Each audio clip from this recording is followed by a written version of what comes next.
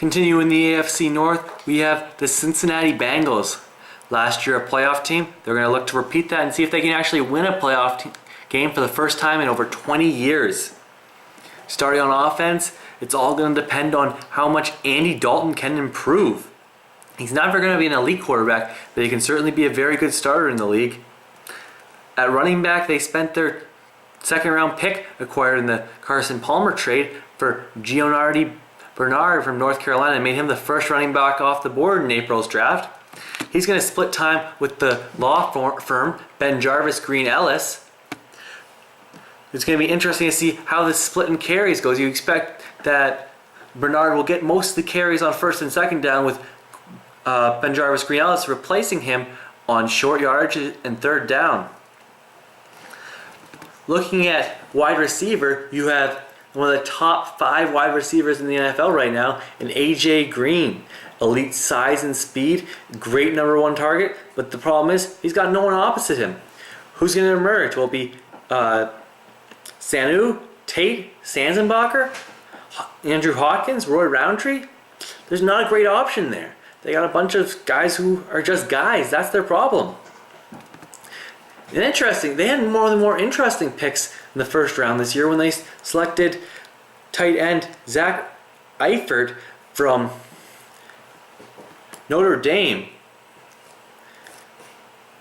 He's going to compete with incumbent starting tight end Jermaine Gresham, the former first round pick out of Oklahoma. It'll be interesting to see how this affects their offense. Are they going to be playing them both at the same time? Who's going to be the number 1 if they only go with one tight end on the field? Who's going to be the move tight end? Who's going to be lining up in line next to a tackle? Be very interesting to see how they use these guys. Who gets more targets? How they use them. Looking at the offensive line, it's a very strong offensive line. They've got a mauler out there on the right side and Andre Smith, but even better on the left side is Andrew Whitworth. That's a great set of bookends that can move that is going to create great running lanes for Bernard and the law firm. Inside, they've got one of the better interiors in all of football, led by Kyle Cook and Kevin Zettler. Now, let's move to the defense, where it's young, deep, talented, and has lots of talent.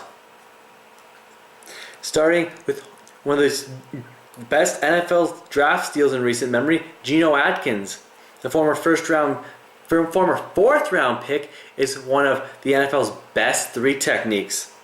He has the ability like Warren Sapp to get to the passer, and if he keeps this up, he will be in the Hall of Fame like Warren Sapp. Backing up, at the other tackle is Dematko Petko.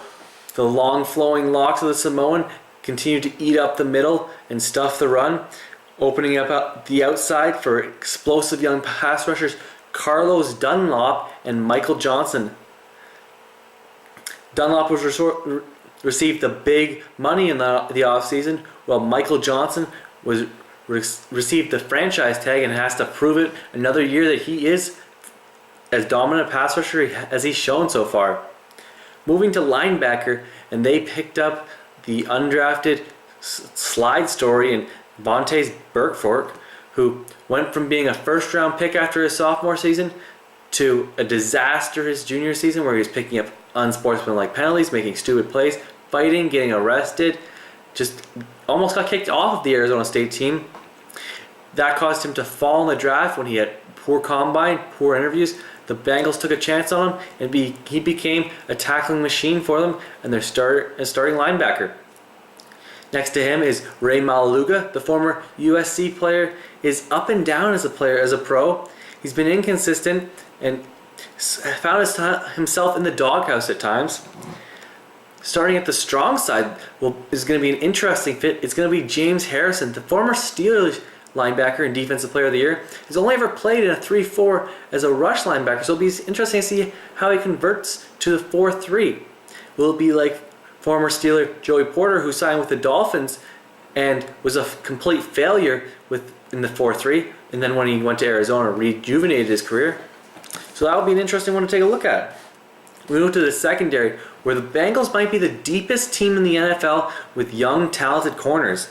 Leon Hall is a top 5 corner in the NFL. Great ball great hands, able to pick off quarterbacks.